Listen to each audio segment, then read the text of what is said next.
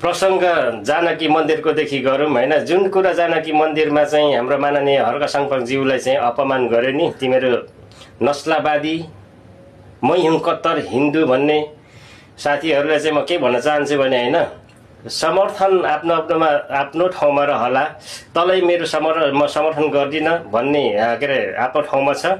तर देश वा अथवा मन्दिर जस्तो के अरे कसैको व्यक्ति होइन क्या, त्यो सबैको हो, साझा नेपाली जनताको हो हैन। तिमीहरूको यो आफ्नो पुँजीदेखि आफ्नो गोजीदेखि निकालेर त्यो के अरे जानकी मन्दिर बनाएको होइन। त्यसमा नेपाल सरकारले बनाएको संरचनामा सबै नेपाली जनताको खुन र पसिनाले बनेको मन्दिर हो त्यो।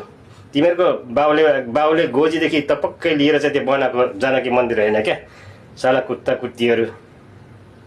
तर यो अपमान गरेर मै हुँ भन्ने के अरे सोच के अरे मानसिकता नलिनु होला।